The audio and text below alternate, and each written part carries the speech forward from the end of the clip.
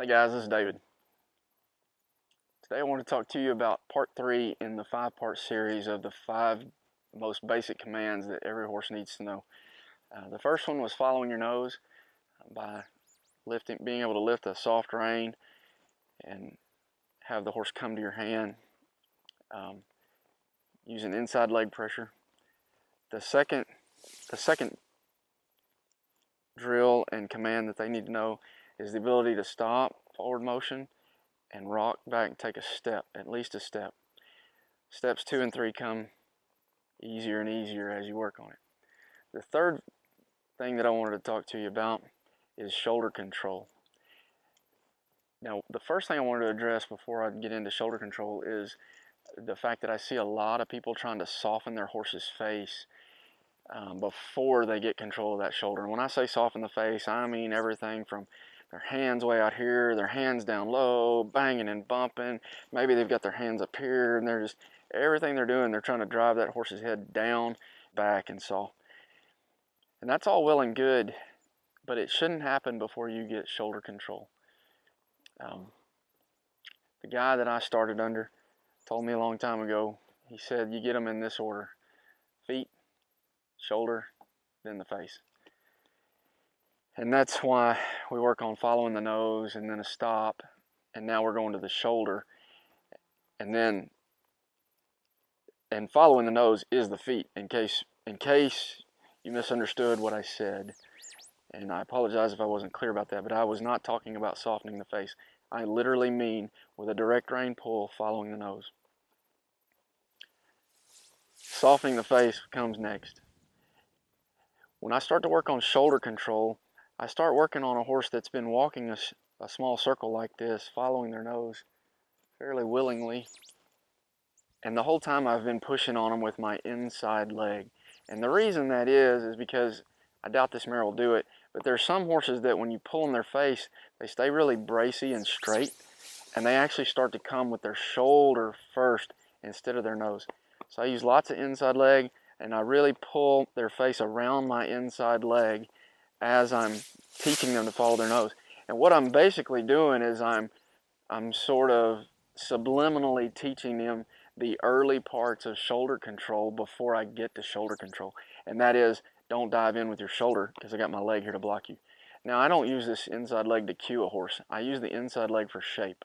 So if I need the horse to look to the right, I'm going to have my inside leg in them and their face pulled around me. But when I get ready to turn to the right, I'm going to use my outside rein and my outside leg clearly for that cue. So the inside leg is shape, and the outside leg means go and how fast.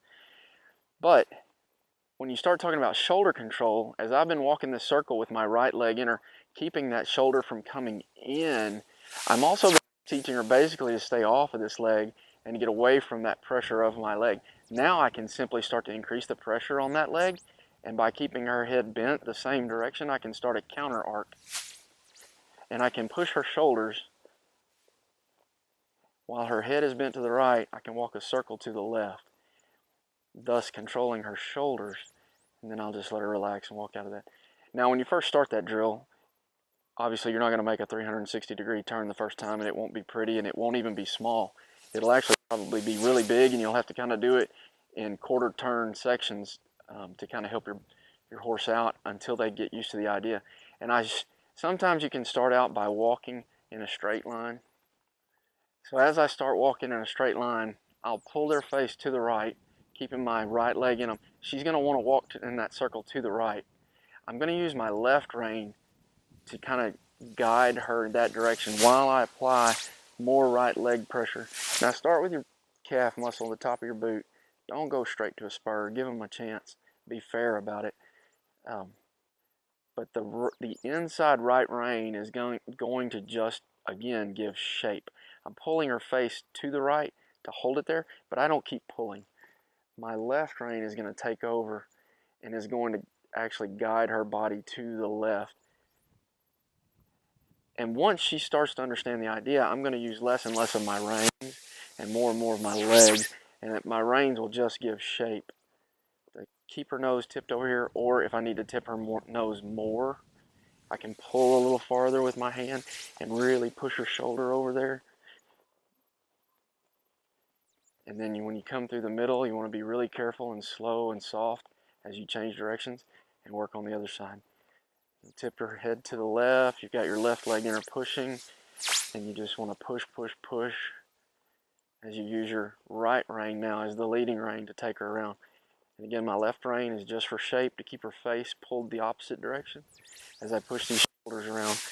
So what this is teaching her, it's teaching her two things: to listen to your leg and to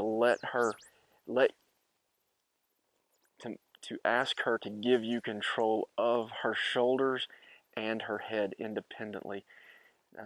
Now there's multiple times you'll use this in different things. The first one that I can think of right off the bat is working a gait. When I ask a horse to walk up to a gate, I'm generally going to, as I go to that gate, I don't want them to put their face on it and keep their body away from the fence, because I need to be able to reach over to the fence. But as I come to the fence, I want to pull her face just a little bit away and push her shoulder in closer so that I can lean over and get it. But I don't want her to step away from the fence when I pull her head away from the fence like this. So that teaches her to listen to my leg, give me her shoulder in without pulling on her face in the same direction. Then I can lean over and do whatever I need to do. There's some theories on teaching a horse to turn around.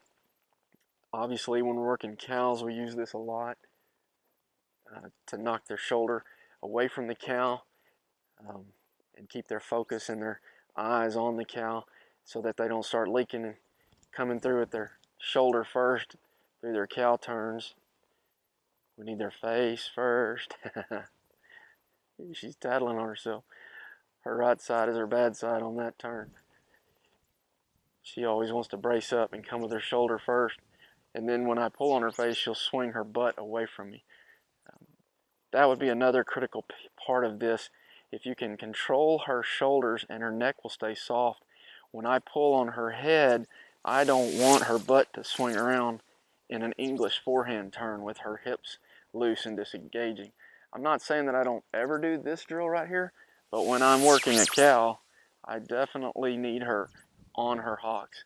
And if she's on her hocks can't be drifting side to side like that. So this starts to incorporate all three of the first basic commands of follow your nose.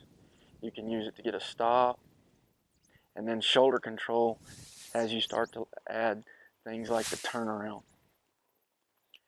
And this is, as you can see, I'm pushing her shoulders around. I'm not pulling her face around to make that turnaround. If you watch closely what I'm doing, I start her by tipping her nose so that she looks the correct way, but I'm using, and I have my inside leg on her to create shape, but now I'm going to add my outside leg for the command.